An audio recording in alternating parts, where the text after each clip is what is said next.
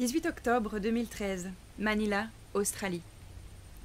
En fin d'une journée chaude et sèche, nous sommes rassemblés au décollage pour un Rich Sorin au coucher du soleil.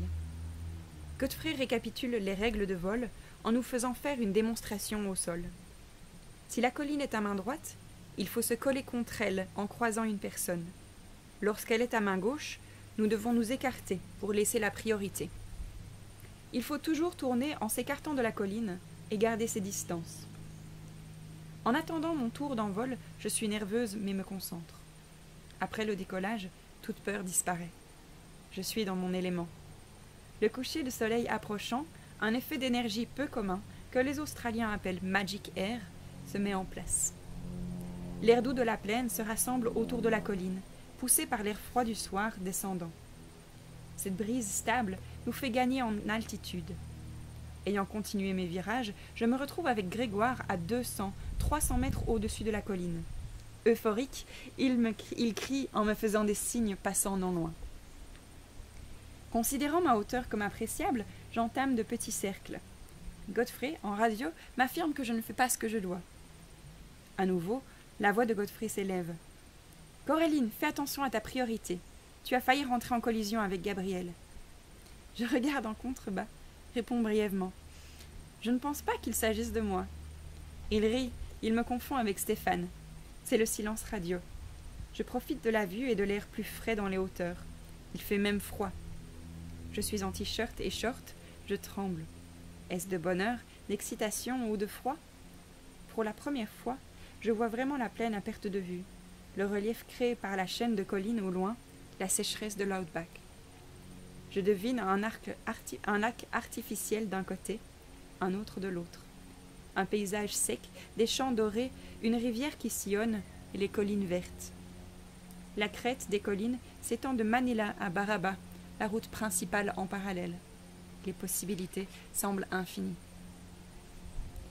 Alors que le soleil se couche, Godfrey m'annonce que je suis assez haut pour pouvoir voler en autonomie jusqu'au campement à 5 km. Il me donne ses derniers conseils et me souhaite bon vol. Mon estomac se serre face à la terreur mêlée d'étonnement.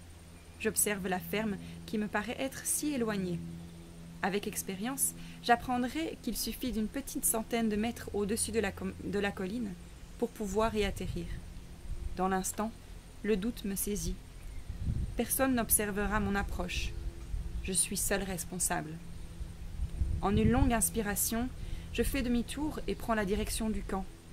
L'air est si stable que mon parapente plane avec légèreté, ne perdant que peu d'altitude. J'ai le temps d'observer les variations de couleurs dans le ciel jusqu'au dernier rayon de lumière. Il fait de plus en plus froid. Au-dessus du camp, ayant entamé de longs cercles de descente, je remarque notre van ainsi que le logo de Godfrey, Fly Manila, dessiné dans le champ grâce à la coupe des herbes. Juste à côté, les vignes sont couvertes de filets. Tremblante de peur à l'idée d'atterrir seule, je cherche la manche à air, analyse la direction du vent et entame mes virages tout en me répétant que tout va bien, que j'ai le contrôle. Au dernier tournant, j'entre dans le champ. À 1 mètre du sol, je freine et me pose en douceur. Ma voile se pose derrière moi. Il n'y a plus de vent. La chaleur étouffante du sol m'envahit. Je tremble des pieds à la tête d'émotion, un sourire collé au visage, les yeux brillants, presque en pleurs. Je crie de bonheur, fais des bonds dans tous les sens et me jette dans les bras de Grégoire qui atterrit juste après moi.